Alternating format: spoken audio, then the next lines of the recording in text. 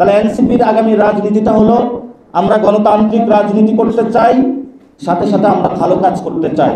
আমাদের যারা শ্রমিক ভাইরা রয়েছেন, যে বিদেশে যারা শ্রমের কাজ করছেন, তাদের দায়িত্ব আমরা নিতে চাই।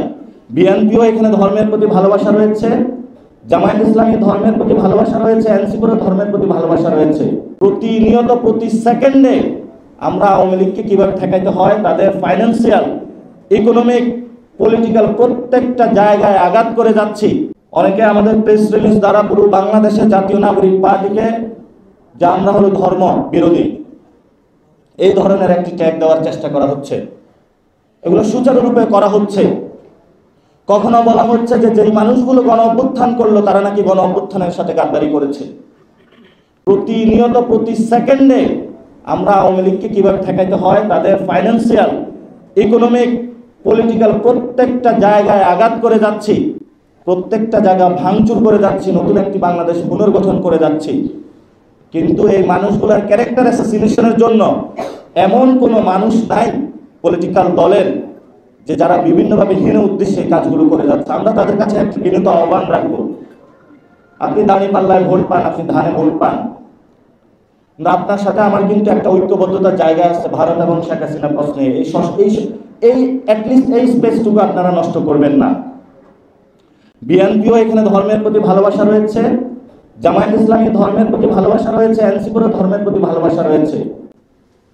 কিন্তু আমরা স্পষ্ট বলতে চাই, আমরা ইসলাম ধর্মকে যেমন শ্রদ্ধা করতে চাই, সকল ধর্মের অধিকার নিশ্চিত করতে চাই। কারণ আমাকে এটা ইসলাম ধর্মই শিখিয়েছে, আমি আমার ধর্মের বাইরে যাইতে পারবো না। আমার ধর্ম শিখিয়েছে যদি ইহুদি হয়, খ্রিস্টান হয়, হিন্দু হয়, যেই কোনো ধর্মের হোক না কেন, তার অধিকার নিশ্চিত করার দায়িত্ব ইসলাম আমাকে শিখিয়েছে। ফলত আমার সেই দায়িত্ব নিয়ে আমরা ইনশাল্লাহ কাজ করতেছি। আমাদের যারা শ্রমিক ভাইরা রয়েছেন, যে বিদেশে যারা শ্রমের কাজ করছেন, তাদের দায়িত্ব আমরা নিতে চাই। আমরা নারীদেরকে আধার করতে চাই না। সমাজের মধ্যে নারীদের যে কর্ম পরিবেশ, এটা নারীরাই ঠিক করবে, এটা কোনো ধর্মীয় আলেম ওলামা ঠিক করবে না। ওনাদের কর্ম পরিবেশ ওনাদেরকে ডিসাইড করতে দেন। ওনারা কি 5 ঘন্টা কাজ করবে, নাকি 3 ঘন্টা কাজ করবে, নাকি 1 ঘন্টা কাজ করবে? এই যে সমাজের মধ্যে এই ধরনের বিভ্রান্তিমূলক শ্রমিক প্রশ্ন, নারী প্রশ্ন, বাউল প্রশ্ন, ধর্ম প্রশ্নকে এনে পুরো এই ইলেকশনটাকে ইসলাম এবং অ্যান্টি ইসলাম হলো করা হচ্ছে। আমরা এটার বিরোধী। শেখ হাসিনা এই ট্রাম্প কার্ড খেলেছিল, তারা ইসলাম এবং অ্যান্টি ইসলাম রাজনীতি করেছিল। যারা ইসলামের পক্ষে তাদেরকে জঙ্গি তকমা দিয়েছিল। বাঙালি জাতীয়তাবাদ যে আইডিয়া, সেটা তো মুসলিম লীগ থেকে এসেছিল, সেটা তো অ্যান্টি মুসলিম ছিল না, তারা সেটাকে বানিয়েছে। আমরা আগামীর ইলেকশন যেটা আছে সেটা চাই তারা সংস্কারের পক্ষে এবং সংস্কারের বিপক্ষে, এই ভিত্তিতে আগামীর ইলেকশন আমরা চাই। আমরা এমন ইলেকশন চাই না যে তারা ইসলামের পক্ষে ইসলামের বিপক্ষে, এমন ধরনের আমরা ইলেকশন চাই না। যারা এটা করছে তারা ধর্মকে ব্যবহার করে বাংলাদেশকে খুব চূর্ণ বিচূর্ণ করে বাংলাদেশকে নষ্ট করে দিতে চাচ্ছে। আমরা আপনাদের কাছে আহ্বান রাখবো, এই ধরনের ধর্মীয় কার্ড খেলবেন না। আমাদের এখানে মানুষ নামাজ পড়তে জানে, মসজিদে যায়, রোজা রাখে, ফেস্টিভ মোমেন্টে থাকে, কিন্তু আপনারা যেই পরিস্থিতির মধ্য দিয়ে আমাদেরকে দিয়ে যাচ্ছেন, যে এনসিপি বিএনপি হলো ধর্মের বিরুদ্ধে আর আমরা হলাম ধর্মের পক্ষে, এই ধরনের বিভাজন তারা চেষ্টা করছে।